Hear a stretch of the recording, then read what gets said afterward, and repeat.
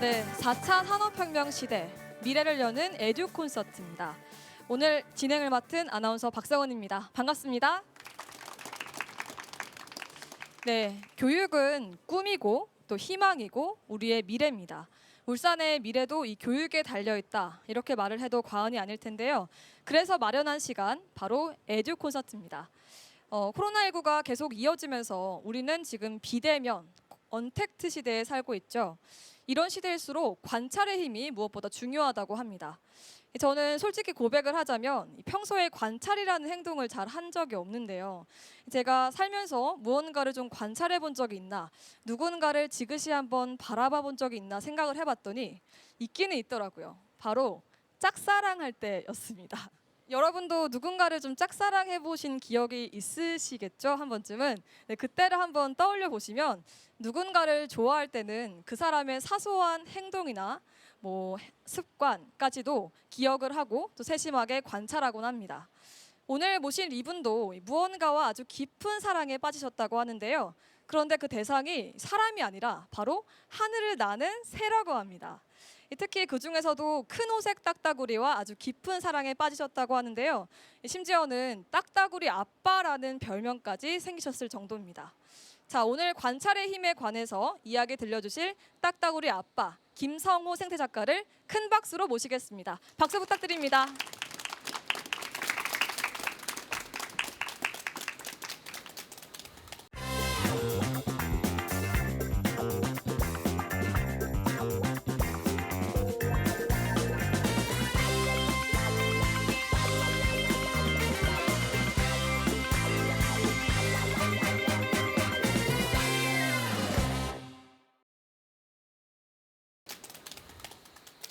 안녕하세요. 반갑습니다. 이 마스크를 쓰고 계셔서 말씀하시기가 쉽지 않으시죠? 예, 우리는 지금 코로나의 시간을 지나고 있습니다. 가까이 다가섰던, 접촉했던, 컨택했던 그 많은 것으로부터 이렇게 거리를 두어야 하는 세상을 살고 있습니다. 허전하고 허탈하고 상실감이 큽니다. 그렇게 더더욱 건강한 다가섬, 건강한 컨택이 필요한 시간이라고 할 수 있습니다. 언택트 시대에 건강한 다가섬, 그 중심에 관찰이 있지 않나 하는 생각이 들고요. 그런 면에서 오늘 언택트 시대, 관찰의 힘에 대해서 여러분들과 함께 생각을 나누어 보려 합니다. 오늘 그 많은 그 사진들을 보게 될 텐데요. 그 사진은 남의 사진은 아닙니다. 다 제가 다가서서 찍은 사진들 만나면서 언택트 시대 관찰의 힘에 대해서 함께 하도록 하겠습니다. 우선 오늘 젊은 친구들이 많은데요. 오늘 전하고자 하는 내용이 무엇인가 사진 하나로 표현하면 이렇게 됩니다. 오늘 주제가 관찰이니까 한번 관찰해 보시겠습니까? 뭐가 보입니까? 꽃이 보이죠? 그런데 크게 세 부분으로 나누어 본다면 진 부분이 있고 활짝 피어나고 있는 부분이 있고 필라를 기다리는 부분이 있습니다. 여러분들은 스스로 세 부분 중에 어디에 있다고 생각하십니까?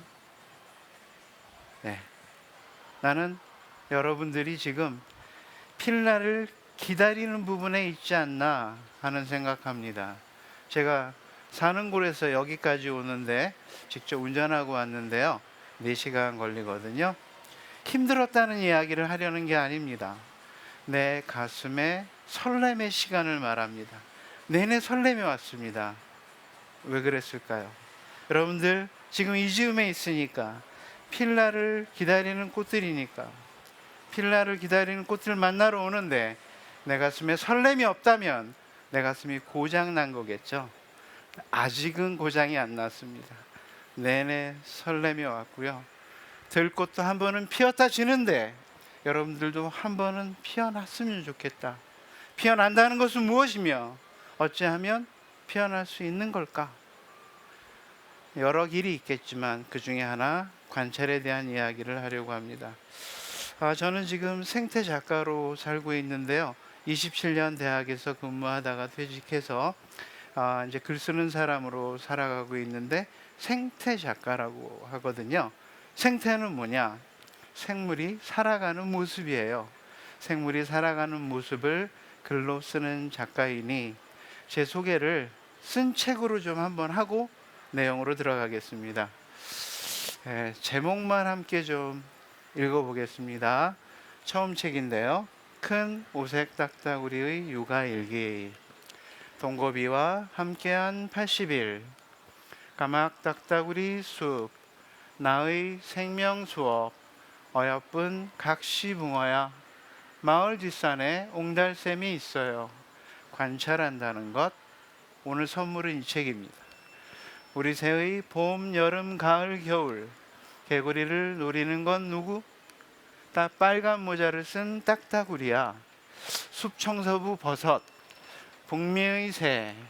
딱딱딱딱따구리. 딱따구리가 좀 많습니다.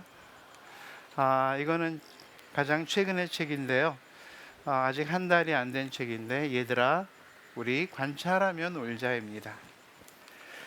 자, 관찰입니다. 관찰의 관은 뭐죠? 볼 거 아니에요? 찰은 살필 찰. 살펴보는 것인데, 살펴보는 것으로 어떻게 나를 만나지? 어떻게 피어나지? 싶으실 거예요. 한 걸음씩 들어가 보겠습니다. 우리가 말뿌리를 좀 먼저 살펴볼 필요가 있는데요. 맨 위에 있는 것은 관찰하다죠.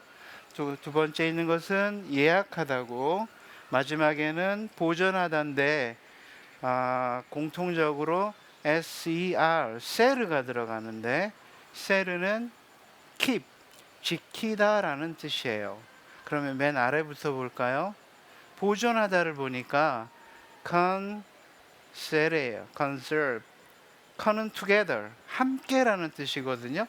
그러니까 보존하다는 뜻의 말뿌리를 보니까 함께 지키다예요. 가슴에 와 닿죠. 예약하다는 리는 잘 아시는 것처럼 다시라는 뜻이 있고 다음이라는 뜻도 있어요. 예약하는 것은 다음을 지키는 거예요. 다음 주 토요일 우리 가족 저녁 6시 반에 식사를 하려 하니 강이 잘 보이는 쪽으로 네 자리 좀 지켜주세요 하는 게 이야기예요. 자, 그러면 퀴즈 한번 내볼까요? 관찰하다는 오비를 지키는 건데, 오비는 어떤 뜻일까요? 오비는 앞이에요. 앞. 관찰하다의 말뿌리는 무엇의 앞을 지키는 거예요. 예를 들어서 제가 지금 이 노트북을 관찰한다 하면 저 뒤에 가 있으면 될까요? 이 앞을 지켜야 돼요. 관찰하다의 말뿌리는 앞을 지키다인데요. 그래도 잘 와닿지가 않아서 하나씩 그 속사를 한번 들어가 보겠고, 이렇게 시작을 해보죠. 함께 읽어볼까요? 관찰은 자세히 보는 것. 우리 친구들 또 어른들도 계시지만 지금 이 순간부터 여러분들의 삶 속에서 무엇이라도 자세히 보는 일이 시작됐으면 좋겠습니다. 자세히의 반대말은 뭐죠? 대충, 건성으로, 얼핏, 혹 그러며 살았다면, 지금 이 순간부터 무엇을 보더라도 자세히 보기 시작하는 겁니다. 자세히. 내일부터 아닙니다. 지금 이 순간부터. 그러면 무엇을 자세히 보려면 구체적으로 어찌해야 하는가? 실천의 문제가 생기는데요. 저는 이렇다고 생각합니다. 제 생각입니다. 또 한번 읽어볼까요? 관찰은 다가서는 것. 우리 지금 다가섰던 모든 것으로부터 멀어져야 하는 세상을 살고 있죠. 하지만 관찰의 세상은 아무리 다가서도 아무런 문제도 생기지 않는 길입니다. 자꾸 다가서는 건데, 나는 어찌 다가섰는가? 사진으로 좀 소개하겠습니다. 이게 뭐죠? 사기예요. 살쾡인데 특별하지 않습니까? 나를 향해 정면으로 오고 있어요. 이런 일이 어찌 벌어지겠습니까? 이 친구가 내게 다가선 게 아니라 내가 이 친구에게 다가선 거예요. 3년 동안 어느 길로 다니는지를 본 거예요. 그리고 나서는 움막 하나 씌워놓고 이 앞에만 바라보고 있는 거죠. 언젠가 한 번은 이 길로 온다. 오늘 아니면 내일, 내일 아니면 모레, 모레 아니면 글피, 글피가 아니라면 또다시 내일, 이렇게 다가선 거였습니다. 고라니입니다. 고라니에 대해서 알고 싶으면 어디로 다가서야 하겠습니까? 여기처럼 산으로. 아니면 물도 좋아하는 친구니까 물로 다가서는 겁니다. 이제는 남이 아니라 누가? 내가. 이런 메시지 가족들 평화로운 모습을 마주하려면 정말 이런 평화로운 곳으로 내가 다가서야 하겠고, 이거 뭔지 아시나요? 사냥이에요. 사냥. 멸종위기 벼랑 끝에 몰려 있고 실제로 사는 곳도 벼랑 끝. 예를 들어 설악산 벼랑 끝 만나려면, 만나서 할 말이 있고 싶다면 어디에 가야 하겠습니까? 설악산 벼랑 끝에 내가 매달려 있어야 한다는 겁니다. 이 친구는요, 점박이 물범이라고 하는데 우리나라에 현재로는 딱 한 곳에만 삽니다. 혹시 어딘지 아시나요? 네? 백령도. 네, 선생님께 선물 드리도록 하겠습니다. 예, 여러분들 울산 앞바다, 울산에 사신다고 울산 앞바다 아무리 가서 기다려 이제는 안 됩니다. 멀고도 멀지만 인천 가야 되고, 인천에서 배 타고 또 6시간 가야 돼요. 그곳에 가야, 다가서야 점박이 물범을 만날 수 있는 길이 적어도 시작되는 겁니다. 다가선 다음에는 이거라고 생각하는데요. 또 한번 읽어볼까요? 관찰은 다가서서 눈높이를 만나는 것. 일단 다가서는 겁니다. 다가설 수가 없습니다, 지금. 다가선 다음에는 이렇게 눈높이를 맞추는 게 필요하다고 생각합니다. 우리 인체를 보죠. 서 있는 것보다 낮아질 길이 단계적으로 있습니다. 목도 구부러집니다. 목 숙이면 더 낮아져요. 그도 부족하면 허리도 구부러져요. 허리 굽히고. 허리 구부렸는데 내가 높으면 무릎도 접혀요. 무릎 접으면 돼요. 무릎을 접었음에도 내가 높으면 낮아질 길이 또 뭐가 있나요? 엎드리는 길이 있어요. 엎드렸음에도 내가 높아요. 마지막 길 하나가 있는데 뭡니까? 그래요. 땅 파는 거예요. 길이 있으면 또 가는 거고요. 관찰할 때 우선은 다가서고, 다가선 다음에는 그 높이로 눈높이를 맞출 필요가 있는데, 물리적으로도 눈높이를 맞추지만 제가 전하고 싶은 속뜻은 내가 진정 그대가 한번 돼보는 겁니다. 내가 그 대상이 한번 되어보는 건데요. 자, 역시 또 어떻게 실천했는지 보겠습니다. 뭐죠? 버섯입니다. 크기가 10cm 정도밖에 더 되겠습니까? 그런데 이렇게 사진이 찍혀 있다는 것은 나는 이 앞에 어떤 자세로 있는 겁니까? 엎드려 있는 겁니다. 맨 처음엔 서서 다녔습니다. 그랬더니 버섯이 친구가 되어주지 않았습니다. 어찌 친구가 되겠습니까? 서서 내려다만 보는데. 버섯과 내가 왜 친구가 되지 않는지를 시간이 조금 흘러 알게 됩니다. 내려다보니 그랬구나. 그것을 깨달은 이후에는 이렇게 엎드렸더니 서서 볼 때는 윗부분만 보였는데 앞에 엎드렸더니 전체가 다 보입니다. 서서 볼 때는 버섯뿐만이 아니라 대상뿐만이 아니라 주변도 보입니다. 앞에 엎드렸더니 대상만 보입니다. 그러면서 이제가 친구가 되기 시작했습니다. 눈높이를 맞추는 겁니다. 사진이 조금 잘 안 보이는데요. 제가 지금부터 15년 전에 이제 새를 알아가기 시작하거든요. 새를 알기 위해서는 다가가야 하는데, 새가 이렇게 다가가는 걸 허락해 주나요? 안 해주나요? 안 해주죠. 그래서 필요한 게 이제 이런 길이의 망원 렌즈들, 대포 같다 그래서 그냥 대포라고도 부르는데, 15년 전에 제가 뭐 이렇게 망원 렌즈와 그 고급진 그 카메라, 뭐 이렇게 그 무거운 것을 받칠 수 있는 삼각대를 마련할 경제적 형편이 그 당시에는 안 됐어요. 망원 렌즈가 있어야 먼 거리에서 촬영할 수 있는데 없는 거죠. 그러면 못 하는 건가요? 내가 망원 렌즈가 되면 되잖아요. 망원 렌즈의 기능이 다가섬이니까. 그런데 새가 내가 다가서는 걸 허락해 주지 않으니 움막 하나를 지었죠. 내 몸을 가릴 수 있는. 내 몸을 가릴 수 있는 집이 보이나요? 이게 무덤처럼 보이는 게 내가 새로부터 다가서기 위해서 지은 집이에요. 저 안에 들어갔더니 새가 저 안에 내가 있는 걸 모르는 것 같아요. 알아도 나를 해치지는 않는 존재 정도로 받아주는 것 같았어요. 막 가까이 와요. 이제 다가슴이 됐어요. 그 다음에는 이제 눈높이를 맞춰야 하는데, 물에 떠 있는 새와 눈높이를 맞추자니 저 안에서 어떤 자세로 있어야 합니까? 엎드려야죠. 엎드렸죠. 그래서 내다보는 데가 밑에 좀 뚫려 있는데 보이나요? 저 부분이 내다보는 데예요. 그런데 물가에 엎드렸음에도 내가 물 위에 떠 있는 새보다 좀 높아요. 그럼 마지막 방법이 뭡니까? 저 안에서 땅을 파는 거고, 길이 있으면 가보는 거고 해서 파고 들어갔어요. 그리고 배를 대고 엎드렸더니 물 위에 떠 있는 새와 눈높이가 딱 맞아요. 그래서 이렇게 긴 망원 렌즈가 아니라 정말 짧은 보잘것없는 그 렌즈로 저 안에 들어가서 눈높이를 맞춰 찍은 첫 사진이 이 사진이에요. 다른 건 중요하지 않아요. 눈높이가 맞는다는 겁니다. 다음에는 한번 읽어볼까요? 관찰은 오래도록 기다리며 지켜보는 것. 다가섭니다.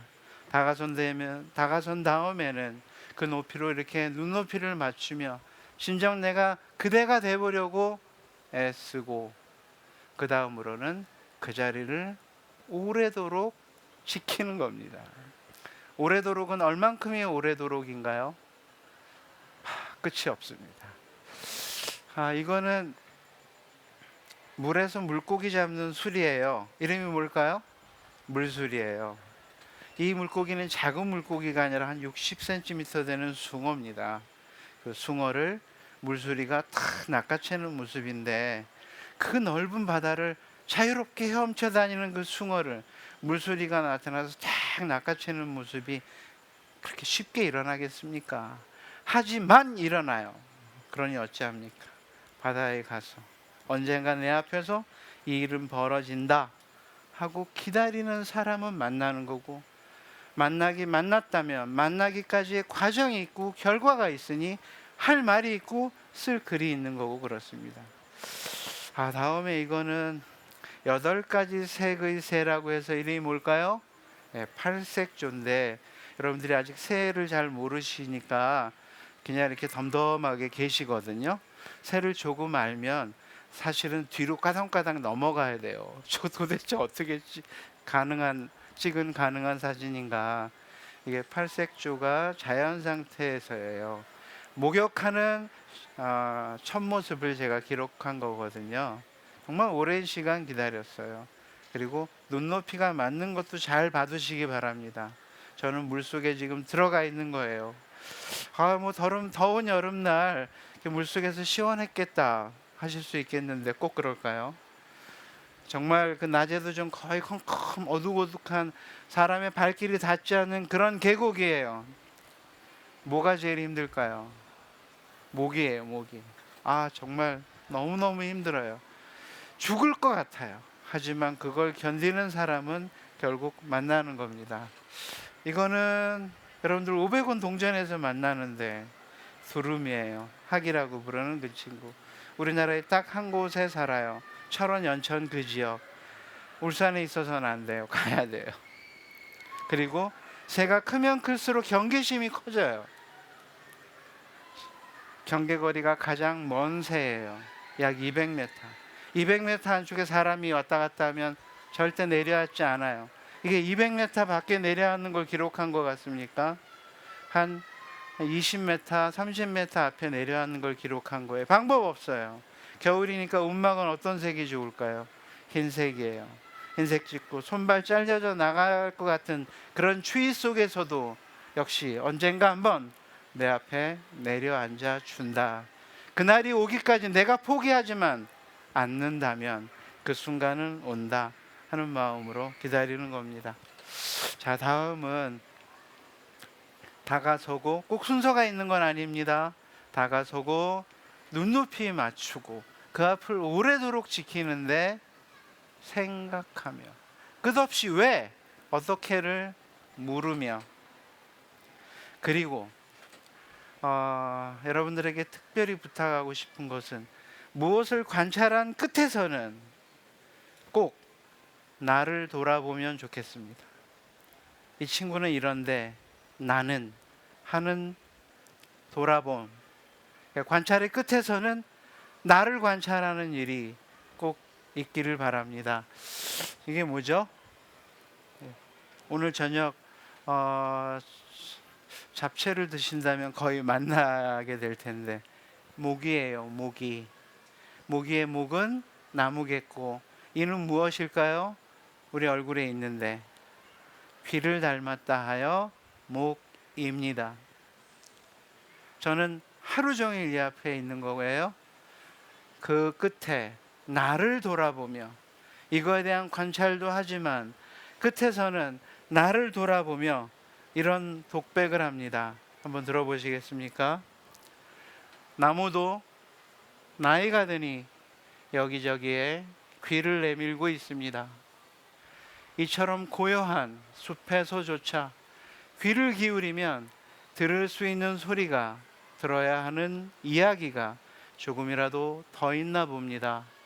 그런데 바로 어제 나는 나무의 말까지 막아서며 오직 나의 말만 했습니다. 나는 아직도 철이 들려면 멀었나 봅니다 하는 독백을 하게 됩니다.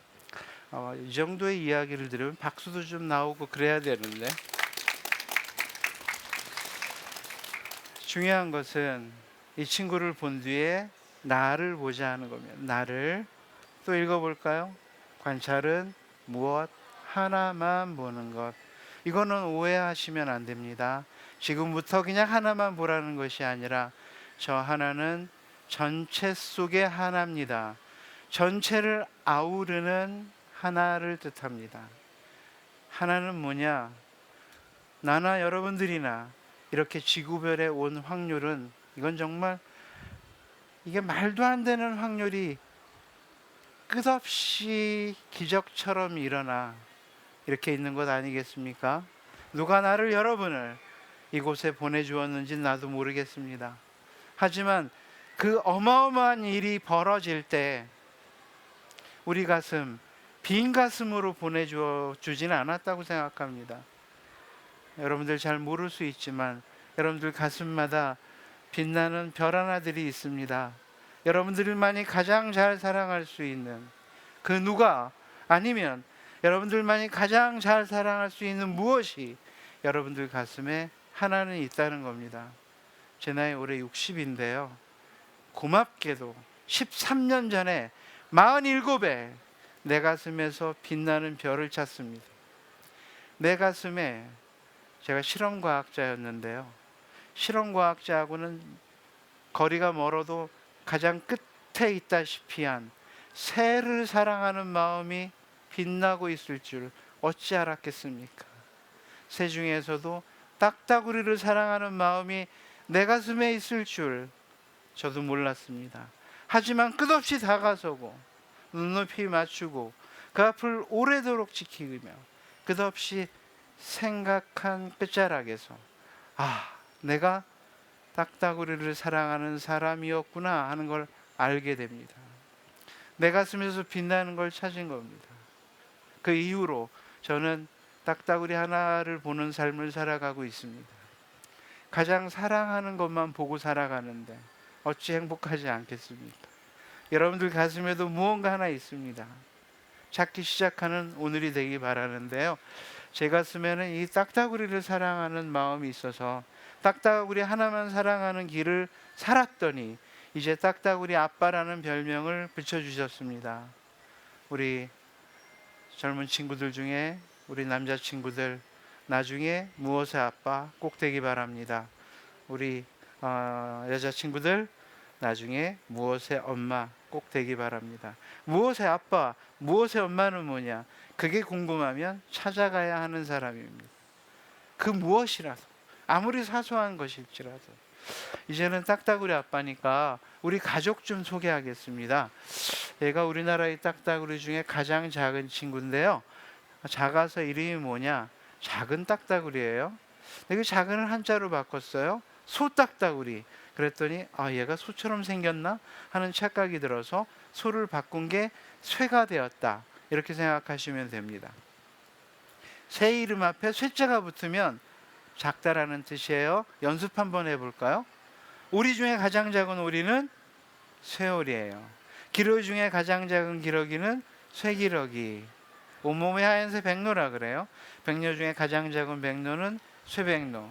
중간 크기는 중백로. 가장 큰 아이는 대백로. 이런 식으로 간다 생각하면 돼요. 쇠딱따구리입니다. 둘 중에 하나는 수컷이고 둘 중에 하나는 암컷인데 잘 보셔야 됩니다.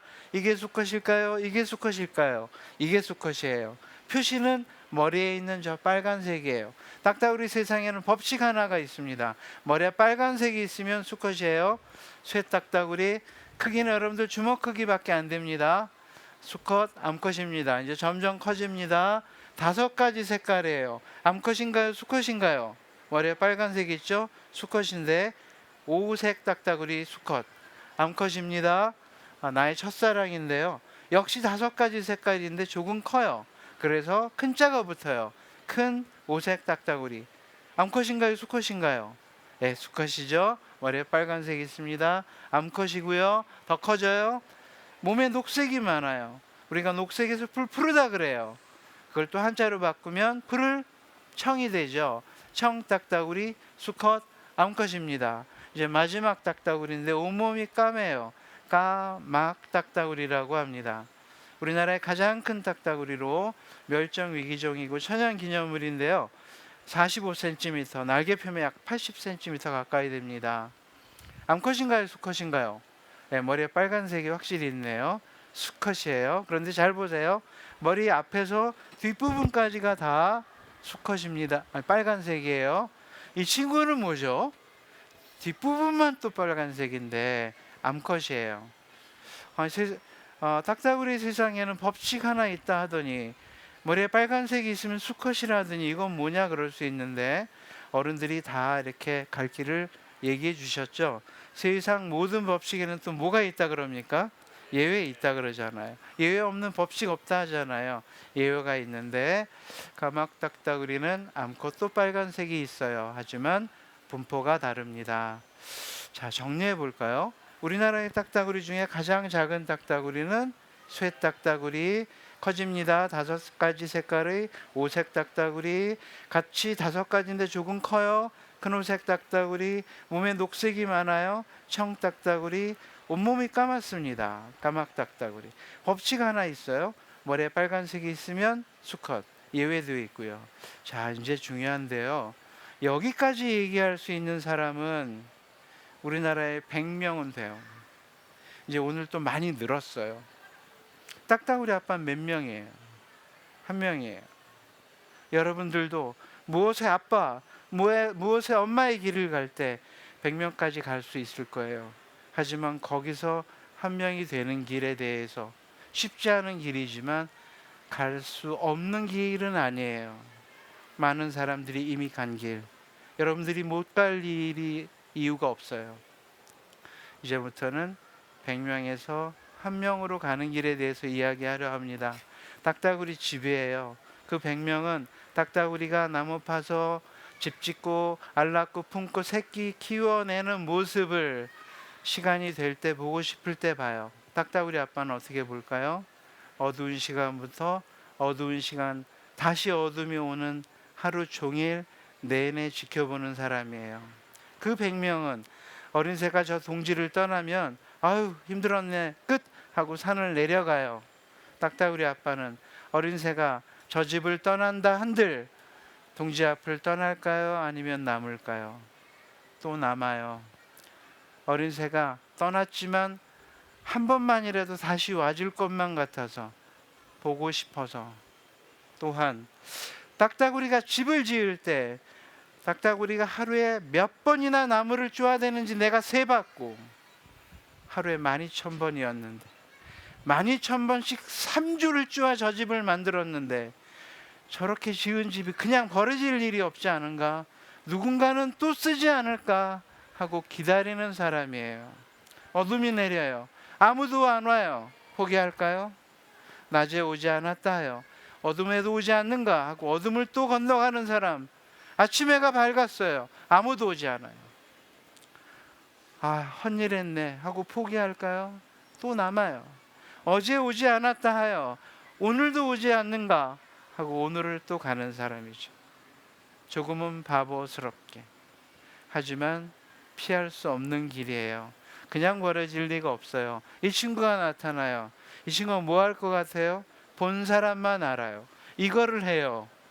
이게 뭐 하는 것 같습니까? 스트레칭하는 모습이에요.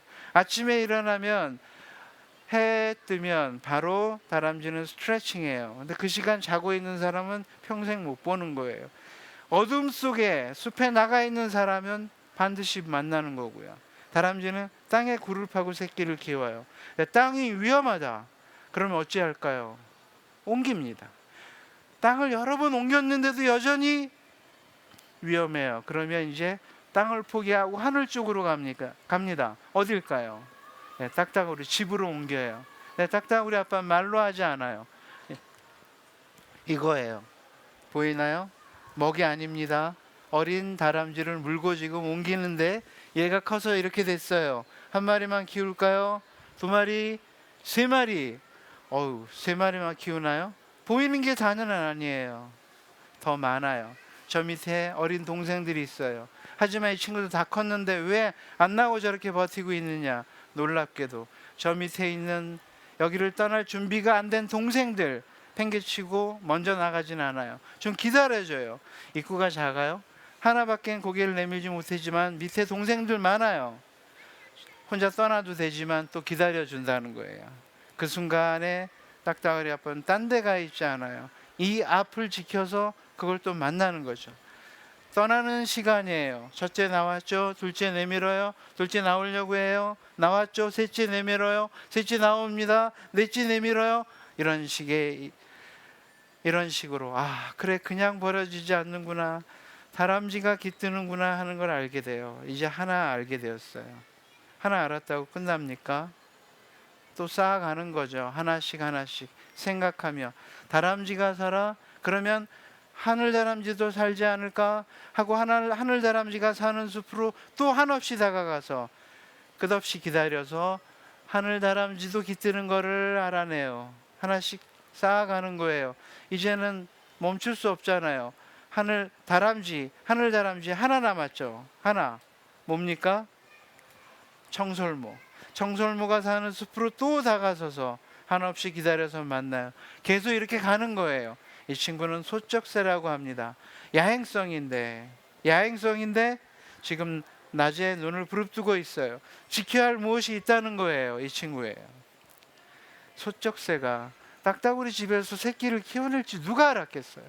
바보처럼 빈 둥지로 보이는 그곳에 무엇인가 틀림없이 있다 믿으며 기다리는 사람만 만나는 거예요.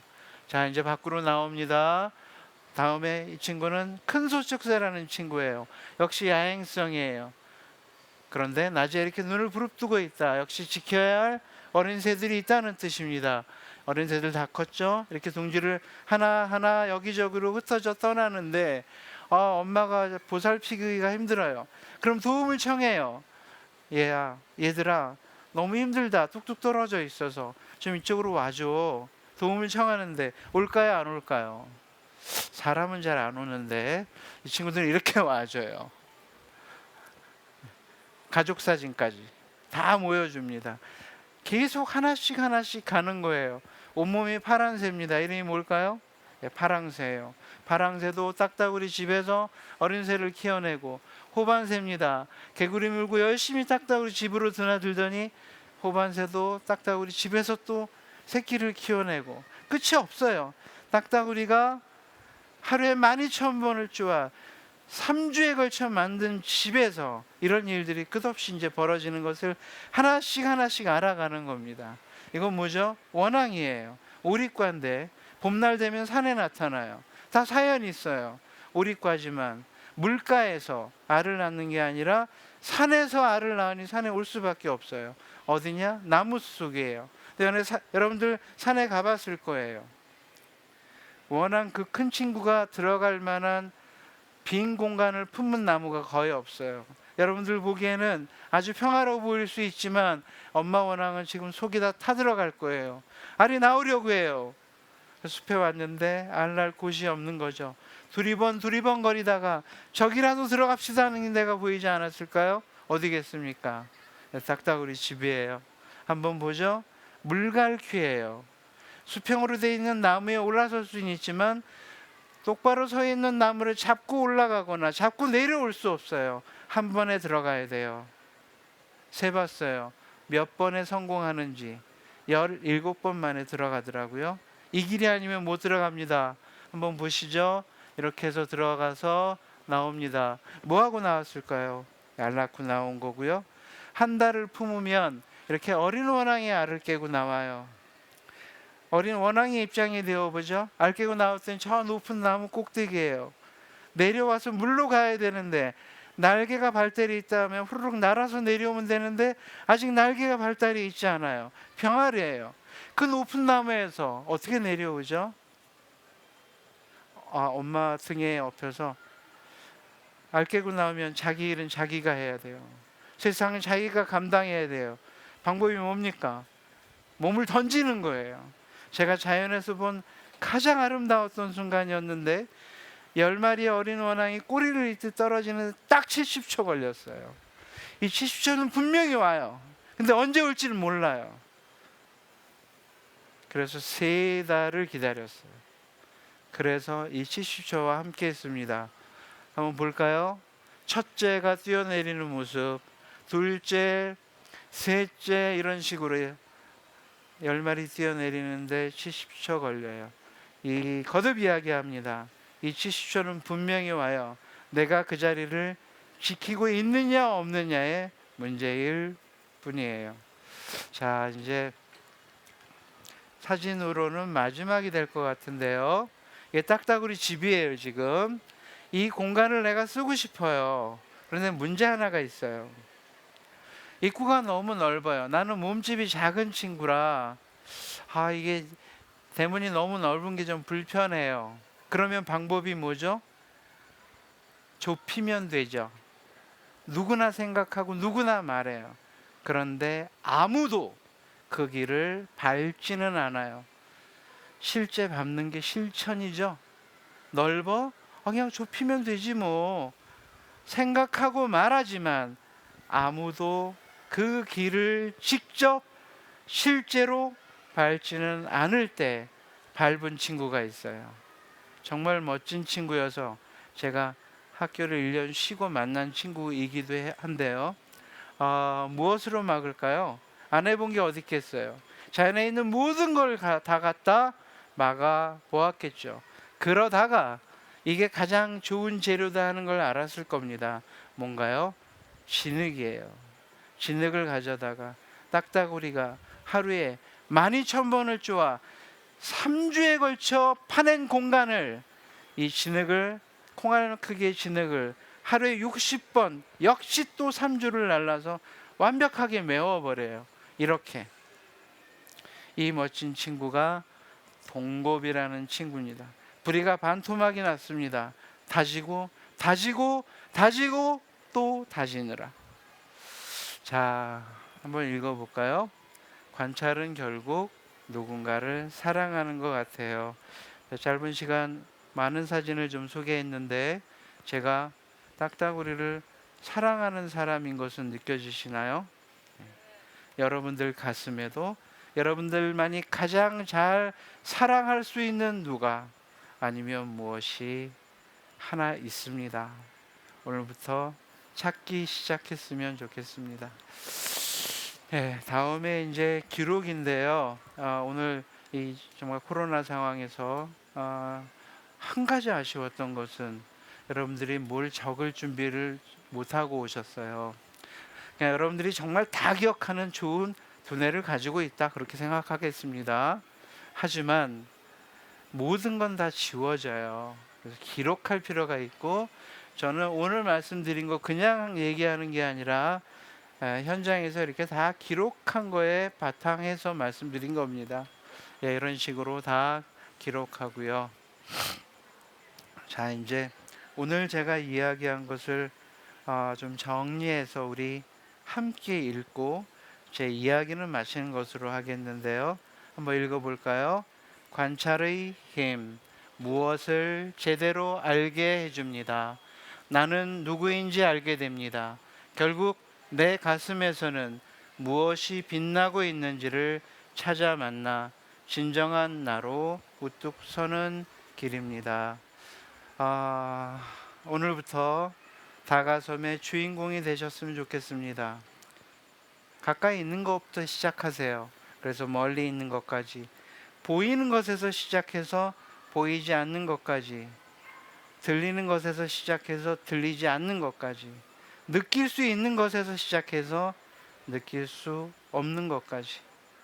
그래서 여러분들의 가슴에 빛나는 별을 언젠가 꼭 만나기 바랍니다. 고맙습니다. 네, 다시 한번 멋진 강의 들려주신 김성호 생태 작가에게 큰 박수 부탁드리겠습니다. 고맙습니다. 네, 강의 정말 잘 들었습니다. 오늘 직접 찍으신 사진을 정말 여러 장 봤었는데요. 특히나 저는 좀 딱따구리 집을 떠나지 않으시고 기다리셨다가 다람쥐도 만나고 하시는 걸 직접 들으니까 진짜 왜 딱따구리 아빠라고 불리시는지 좀 알 것 같습니다. 자, 지금부터는 강연에 대해서 좀 궁금하셨던 점을 풀어보는 시간을 갖도록 할 텐데요. 제가 먼저 질문을 해보도록 하겠습니다. 원래는 식물 생리학을 전공하셨다고 들었어요. 근데 지금은 조류 전문가이시거든요. 이 조류에 관심을 가지게 된 계기가 있을까요? 제가 식물 생리학자니까요. 아까 말씀드린 것처럼 새하고는 거의 반대편에 있는 사람인데요. 제가 그 대학이 문을 열 때 이제 창립 멤버로 가게 되는데 부족할 것에 대한 마음의 준비는 충분히 돼 있었거든요. 그런데 너무 없었어요. 그런데 그렇다고 해서 학생들도 학교를 또 바꿀 수도 없어서 제 전공을 좀 포기하며 다른 길을 찾게 됐었고, 학교에 장비가 없으니 내 몸이 장비가 되는 길이 관찰이었어요. 다가서는 일 내가 할 수 있잖아요. 오늘 말씀드린 거 가만히 생각해 보면 내가 다 할 수 있는 것들, 그렇게 길을 찾다 보니 그게 관찰이 되었습니다. 네. 자, 그러면 이제 여러분들께서도 좀 질문을 해보고 싶으실 것 같은데요. 한 질문을 받아보도록 하겠습니다. 혹시 있으실까요? 네. 본인 소개 먼저 해주시고 질문해 주세요. 윤하경이라고 하고 약간 개인적인 질문인 것 같긴 한데 그 새 관찰하시면서 조금 오랫동안 밖에 계셨잖아요. 그럼 집에 잘 안 들어가고 하셨을 것 같은데 집에 아내분은 그런 일에 대해서 어떻게 생각하셨는지 조금 궁금해졌어요. 정말 예상치 못한 질문이 들어왔습니다. 예. 뭐 다들 제가 이렇게 강연하고 하면 저 사람은 틀림없이 혼자 사는 사람일 거다라고 생각하거든요. 이렇게 밖에서 생활하는데 어떻게 가족이 있겠느냐 하는데, 나를 사랑해주는 아내 있고요. 또 나를 좋아하는 아들, 딸도 있고 한데, 제 가족은 서로 하고 싶은 것을 도와주는 그런 생활입니다. 저도 아내가 하고 싶어 하는 것을 어찌되었든 도우려 하고, 나 또한 서로 그렇게 해서 이해해 줍니다. 결국은 내가 행복해야 우리 가족이 행복하고, 내 아내가 행복해야 우리 가족이 행복하고, 아들, 딸도 마찬가지여서 내가 가장 하고 싶어 하는 일이니 아내와 아들, 딸이 도와줍니다. 서로 그렇게 지냅니다. 물론 물리적으로 함께 있는 시간은 조금 짧습니다. 김민성이라고 하고요. 혹시 큰호색 딱따구리 이후에 관찰하고 싶은 다른 것이 있을까요? 다른 조류, 예, 조류나 어떤 것이든. 다른 종이 있을까요? 예. 제가 이제 딱따구리 아빠니까요. 딱따구리의 번식기가 3, 4, 5, 6, 7월까지 가거든요. 이 5달은 딱따구리 한 과만 봐요. 아까 소개한 것처럼 우리나라에 딱따구리가 몇 종이 있었죠. 그 딱따구리만 보고 다니고요. 어제도 딱따구리 봤고 내일도 볼 거예요. 오늘은 여러분들 만나는 것 때문에 딱따구리 대신 여러분들을 만나고 있고요. 그 번식기가 끝나면 숲에 흩어지기 때문에 만나기가 힘들어서 그 다음에는 좀 다른 종류를 만나고요. 1년에 약 반은 딱따구리 만나고 1년에 또 약 반은 이제 겨울 되면 저는 철원에 가서 살아요.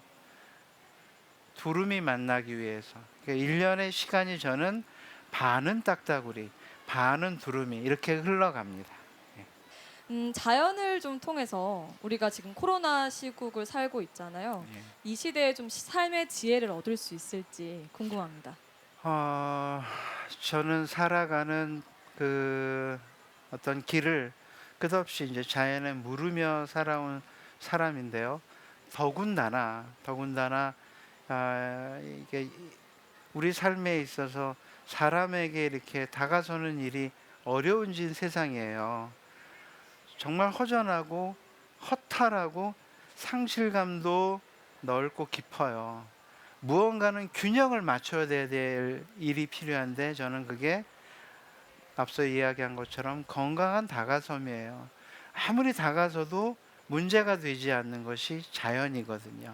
그러니까 그것 자체로 우리의 삶이 풍요로워질 거라고 생각합니다. 자, 그러면 마지막으로 여기 계시는 분들께 해주고 싶은 말씀 있으시면 한 말씀 부탁드리겠습니다. 예, 여러분들 가슴마다 빛나는 것 하나 있습니다. 찾으셨나요? 궁금해하는 오늘이었으면 좋겠습니다.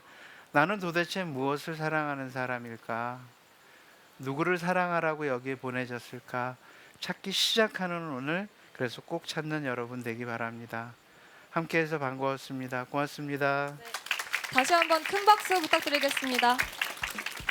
미국의 유명한 칼럼니스트가 남긴 명언이 하나 있습니다. 지식을 얻으려면 공부를 해야 하고 지혜를 얻으려면 관찰을 해야 한다. 네, 여러분들도 오늘 강의를 통해서 조금이나마 이 코로나 시대를 살아가는 삶의 지혜를 얻으셨길 바랍니다. 네, 교육은 꿈이고 희망이자 미래입니다. 울산의 미래 교육, 울산 MBC도 항상 함께하겠습니다. 오늘 긴 시간 동안 함께해 주신 여러분들 진심으로 감사합니다.